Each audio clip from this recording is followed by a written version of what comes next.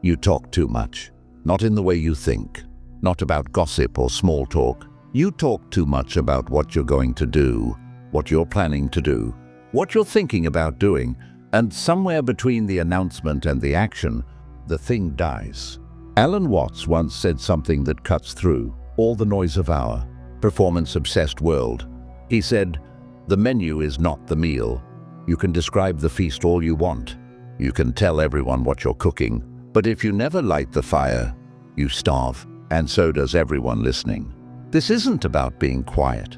This is about becoming dangerous. There's a strange sickness spreading through modern life. It's the belief that saying something makes it real, that announcing your intention equals doing the work, that posting about the journey is the same as walking the path. It's not.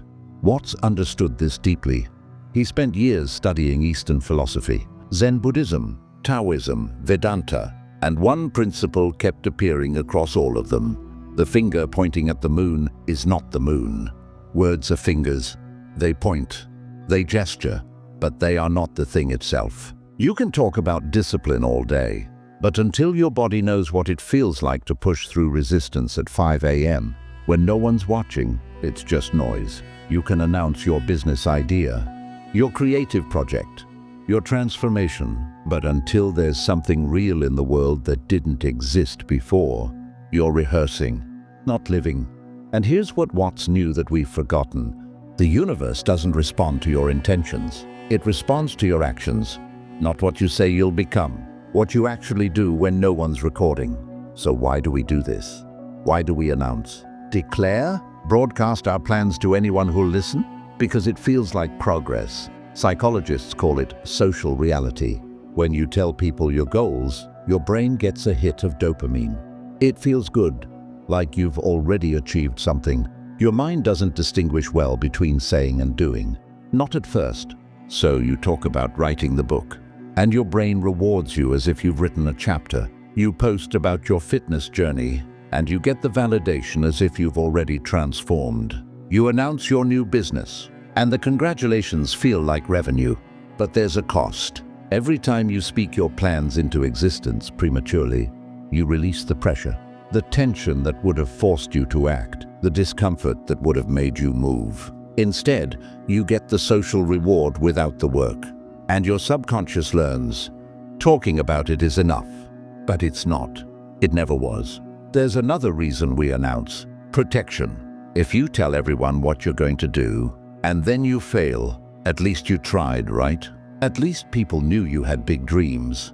But if you work in silence, and you fail, there's no audience for your struggle, no witnesses to your effort, just you and the work. And that's terrifying, because it means your worth isn't in the performance, it's in the result. And results don't care about your story. They either exist or they don't. But let's be honest about what's really happening when you announce. You're not just seeking validation, you're negotiating with yourself, trying to talk yourself into believing you're the kind of person who does hard things. Because deep down, you're not sure. So you say it out loud, hoping that if enough people hear it, it'll become true. But it doesn't work that way. Belief doesn't come from repetition. It comes from evidence. Every time you say you'll do something and don't, you're training yourself not to trust your own word.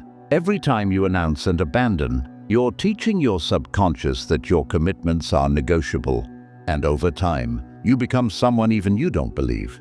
Not because you're weak, but because you've confused the map with the territory, the announcement with the arrival. So what's the alternative?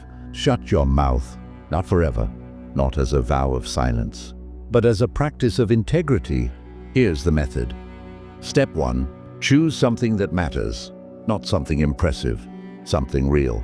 Step 2, tell no one, not your partner, not your best friend, not your journal if you can help it, just you and the work. Step 3, do it in the dark, when no one's watching, when there's no applause, when the only thing that happens is the thing itself. Step 4, let the results speak.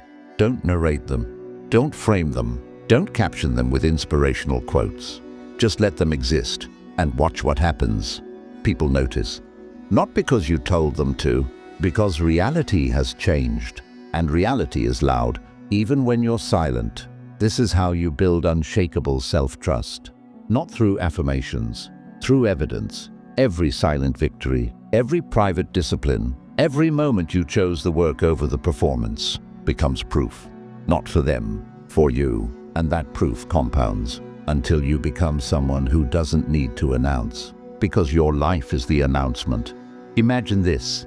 A year from now, someone asks you about your life, and instead of telling them about your plans, you show them what you've built. Not with words, with presence, with skill, with results that didn't exist 12 months ago. There's a quiet power in that. A kind of confidence that can't be faked, because it's not based on potential, it's based on proof. You're not the person who's working on something. You're the person who did the work.